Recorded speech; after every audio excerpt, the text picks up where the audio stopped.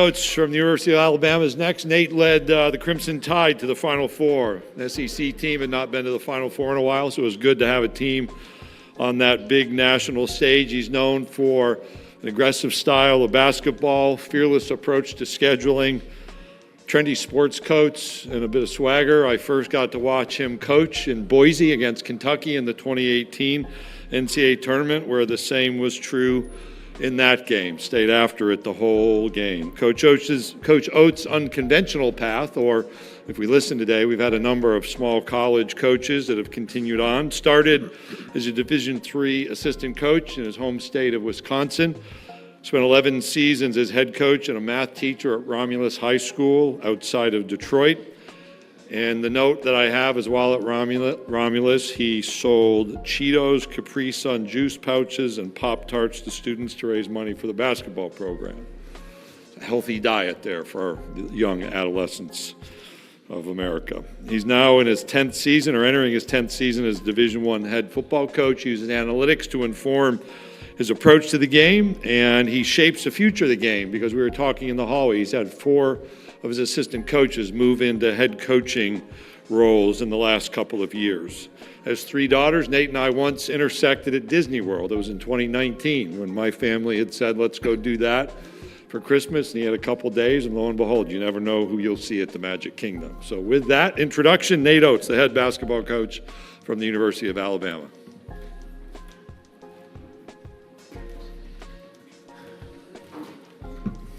Thanks, Greg. It's true. RFK Jr. would not be happy with my 7-Eleven I sold in the classroom. So we were not that healthy, and I have 3 girls, so we made plenty of trips to Disney and enjoyed it. But looking forward to talking about our team this year. So I'll open with a quick statement. So we, I think last year we were picked 5th. We've been picked 5th 3 times now. We won the SEC regular season tournament, 2 of those, and made a Final Four in the other one. So I was hoping maybe we get picked 5th again, because it's worked out well for us. Our roster's not such that anybody's picking us 5th. So people have asked me, would we rather come in under the radar and surprise people, or, you know, obviously we got picked in the AP poll 2nd, or be picked to win. I'd say I'd much rather have the roster I currently have and deal with where we're picked, and we'll have to create some other type of motivational factors, because we won't have a chip on our shoulder from getting picked 5th or whatever. So, but the games still have to get played on the court, and there's some really good teams in this league. You know, look at South Carolina, who was picked to finish last year and ended up tied 2nd with us last year. So I think some of the teams that maybe some people are thinking aren't going to be as good are going to be pretty good. And there's 9 teams ranked in the top 25 in our league, which is more than anybody in the country. I think it speaks to the level of coaching going on in our league and the level of athletes we've been able to get in the SEC. So we put together a really tough non-conference schedule to prepare us for the tough SEC schedule. You know, we've got 15 of our 31 games will be against teams in the preseason top 25. So it'll get us ready to go, and we should come right out of the gate with a pretty tough schedule. So looking forward to the year, though, so I'll open it up for some questions if you have some. Right. Raise your hand if you have a question. Remember to identify yourself and the outlet you represent when you ask your question. Let's start in the way back last row, I think. Hey, Nate, Myron Metcalf, ESPN.com. How tough is this SEC landscape in this league compared to the rest of the conference with all the talent coming back? Yeah, I think it's real tough. I mean, you look at some of the better players coming back in the league, and shoot, even some better players in the country that have transferred into the league. You know, I mean, people ask, you know, who do I think is going to be challenging at the top? And I mean, obviously, you know, you can rattle off some of the ones that picked by the writers, but I mean, shoot, there's teams that aren't ranked in the top 5 preseason that I think are going to be really tough out. So, you know, I think the league's gotten better and better since I've gotten into the league. It'll be year 6 now, which I can't believe it's been that long. But, you know, there's no easy games, particularly road games in the SEC, and I'm you know, that's part of the reason I try to schedule so tough in a non-conference, to get us ready for SEC play, and I think we've done that again this year with our non-conference schedule as best we can. There's nothing like going into a place like Auburn. You're not going to replicate that. We are on the road at Purdue, which is going to be a tough place to play, but going into Auburn or Arkansas or Kentucky, Tennessee, I mean, there's some really tough road venues with some very good coaches and really good teams in this league. Next question, standing up on the right. Ryan Hennessy, NBC 13 in Birmingham. I was going to ask you about being not picked fifth, but you handled that in the opening statement. Just this Final Four run, we were talking to your players. They said that's in the past. You using that at all, or new season, you're not thinking about that? I mean, we obviously used it in the recruiting to get some of them here, but I don't really want to talk about that much with the team. I kind of told them we had the celebration Friday where we raised the banner and gave out the rings, and the issue is 8 out of our 13 scholarship guys weren't here last year. So, and that was last year. It's kind of old news. It's great for the program, for the fans, for the university to be able to celebrate it, but has nothing to do with what we've got going on this year. So we're trying to flip the page, move on, not really address it. You know, it was nice. It was great. It's good for our league. It's good for our school, good for our program, but we got to focus on what we got to do this year, and that's where we're trying to get our guys' minds at. Okay, next question, fourth row on toward the end, and then we'll come down here to the first row. Coach Oates, you and your you clearly had a vision. You and your staff clearly had a vision for this roster, and you know, like you said, a lot of new players being taken in. Has there been anything that's really, through those evaluations, has there been anything that's surprised you about this team in the first few months of practice thus far? You know what? I don't know if it'd be necessarily surprise. I will say some of the freshmen have been maybe better than anticipated. You know, the first one kind of comes to mind is LeBaron Philon. He's been great, been really good on both sides of the ball. He's pushing our veteran guards, making them better every day in practice, and he's going to get minutes, some games, significant minutes. So he's been good. Darian Reed, when he's been healthy, he's been really good. His IQ's really high. You know, he's going to contribute. He's smart. He's athletic. He's got great size. Aiden Sherrell's been maybe better than what we thought. And then, you know, even some of the transfers that have come in, just like the leadership, you hope you get really good, high-character guys and you do enough research and you try to get those guys, but these guys have been better than even what we thought they were going to be, you know, Chris has been an unbelievable leader. Houston's been great, like really good leader. Cliff's an unbelievable guy too, and I think Holloway just wants to get back to playing really good basketball. He's been really good too. So just the kind of the character and leadership of the new guys, and some of the young guys are maybe better than what we thought they were going to be here early. All right, question on the front right here, and then we'll come to the next one on the front row.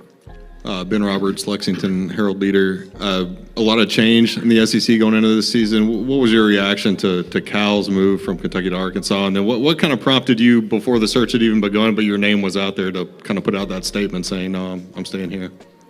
Yeah, I mean, my reaction is Cal's one of the best coaches in the history of college basketball. And, you know, Arkansas is a program that's got some pride. And, you know, I can't speak for him as to why maybe move, but, you know, sometimes just want a fresh start. And I mean, shoot, he's gonna get talent. He's one of the best recruiters to ever coach in college basketball, and he's got talent. He's got a lot of talent there right away. So, you know, he's familiar with the league. He's a great recruiter. Arkansas got good basketball tradition. He made the move, and then that kind of opened the job at Kentucky up. I had signed a contract at Alabama. We were in the process of putting a roster together. You know, there's a lot of speculation out there. You know, we just made the Final Four. I think that was maybe 2 days after. I think it was the Monday of the championship game. So I just thought it was appropriate that instead of everybody asking us and recruiting, it wasn't even like a job offer to happen. I didn't try to act like I'd been offered. That wasn't the case. We wanted to get our fan base, the donors that maybe were contributing to collectives. We wanted to get the recruits. I just wanted to make sure everybody knew I was happy at Alabama. We're putting a roster together. We just had a great year, but we think we can be even a lot better next year. Like, let's focus in here. I've got 3 daughters. I'm very comfortable. I love it in Tuscaloosa. And let's just make sure everybody that needs to know knows I'm staying here. So that's kind of why we decided to put that statement out. Okay, question right here in the middle front. Hey, Nate, Bob Holt, Arkansas Democrat. Is that Packers are Go. Yeah, I was at the home opener, by the way. Okay, I watched it on TV. You know, you guys have been good ever since you got there, but you're actually ranked higher than your football team, which has not probably happened a whole lot. I know Alabama's had a lot of good basketball, but what's it like being ranked higher than the football team? And the league's always been good for a lot of years, but never had 9 ranked in the preseason top 25, I don't believe. Does it feel better than it has been in the last few years? Yeah, I think the league's definitely better than it has been. Obviously, adding Texas and Oklahoma to the mix helps us out a lot. 2 very good programs. You know, Texas top 25. I think the coaching in the league's gotten better. I think even before I got in this league, they made a concerted effort to raise the level of basketball here, and I think you're seeing that come to fruition with the level of coaches they've gotten in, with the level of programs they've gotten into, and the level of talent we've had. And you look at the number of NBA draft picks and the athleticism. So, the league's good. It's got more teams in the top 25 than any other league in the country. You got to put together a roster to win in this league. We feel like we've done that. To address the football deal, I think somebody made that comment to me. When we were a couple years ago, we hit number 1 in the rankings, and maybe at the time football wasn't. I think it's the first time it had ever happened. My answer then, and it kind of still the same. Like, look, the level that the football program at Alabama's been at for an extremely long time, particularly since Coach Saban took over, is ridiculous. So just the amount of times they've been ranked in number 1, top 5 is absurd. We're just trying to get the basketball program up to a championship level. There's 6 programs at Alabama that have won national championships.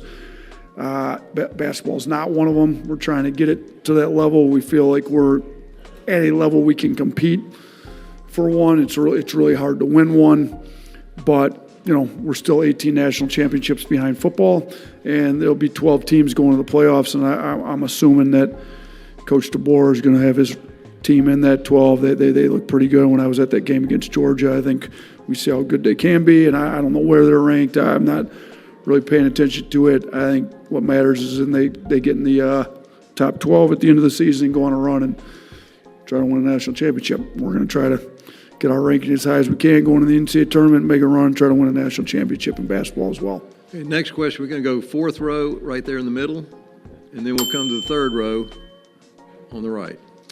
Nick Kelly, AL.com. Nate, as far as managing minutes this season, what is the message you're giving to your guys, and what kind of mindset do you want them to have?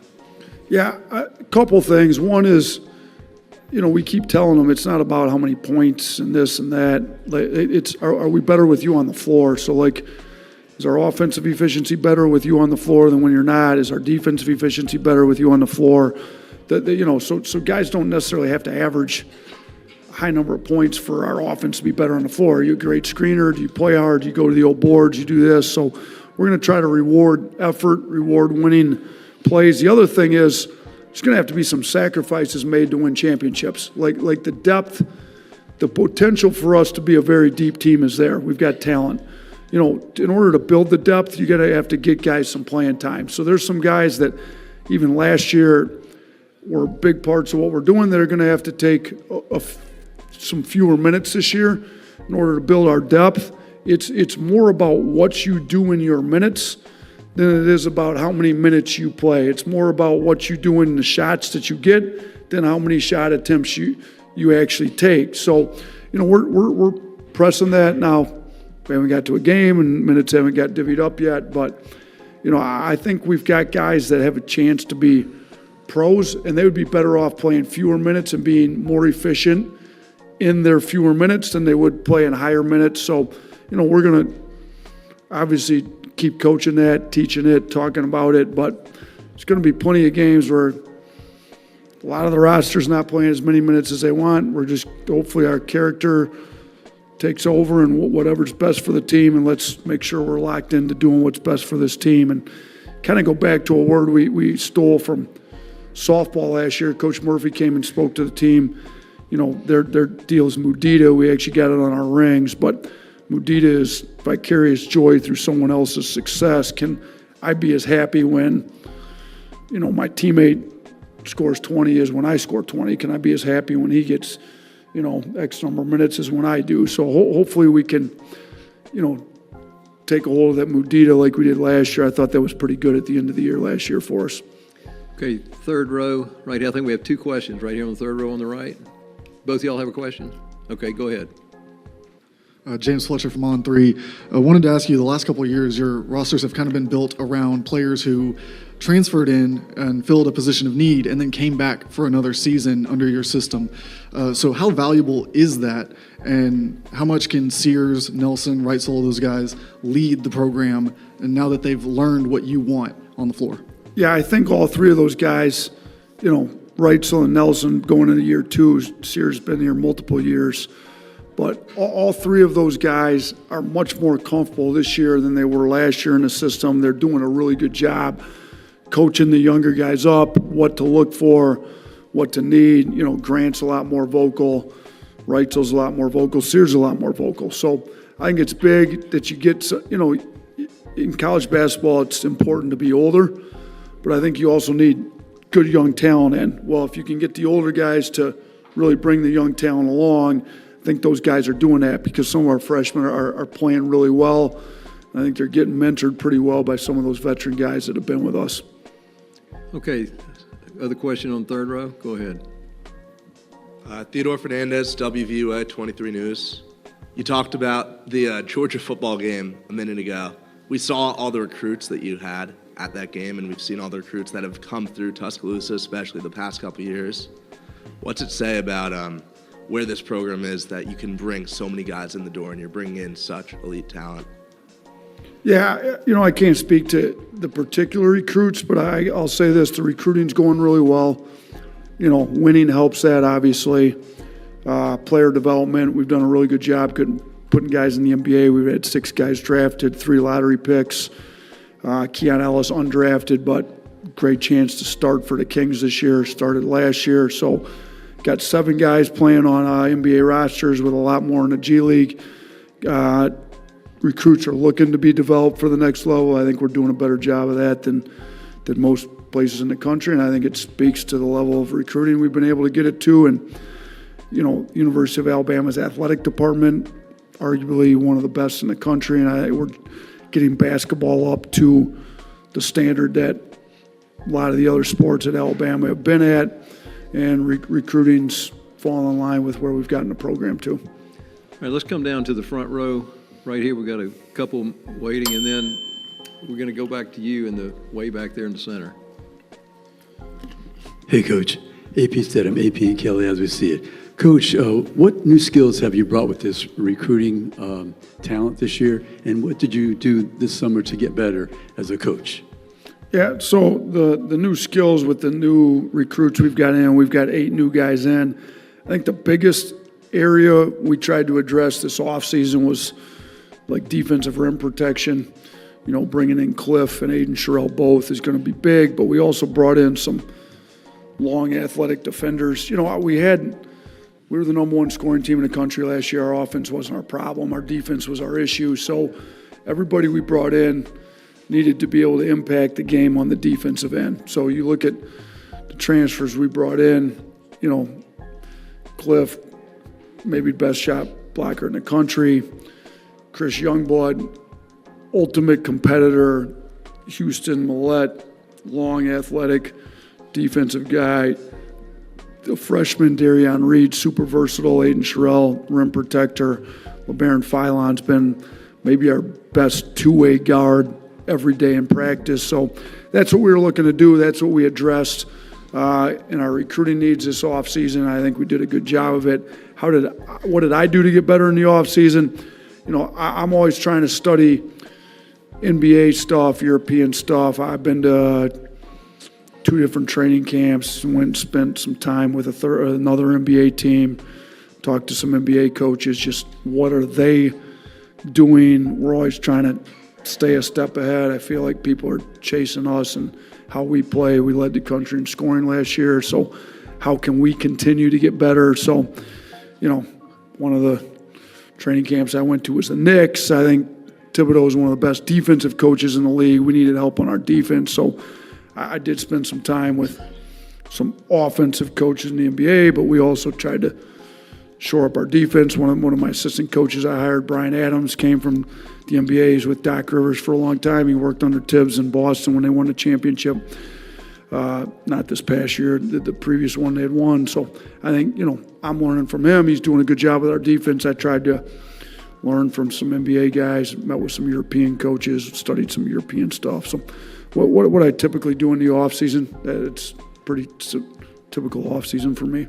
Okay, question right here in the front, and then the last question is going to be in the center in the way back. Coach Drew DeArmond, WZZN Radio, Huntsville, Alabama. I wanted to kind of piggyback, kind of tell us a little bit about Brian Adams. I know you were very meticulous in filling that staff spot. And then also, how healthy is your team going into the exhibition opener against Wake Forest? Yeah, we interviewed a handful of guys. I was very meticulous, methodical. I didn't rush to make the hire. When Austin got the job with Texas San Antonio, it kind of left the roster spot open, and our biggest need was defense. Charlie Henry had done a great job running our defense for 4 years. He had us top 3 in the country 2 out of those 4 years, and we weren't anywhere close to that last year.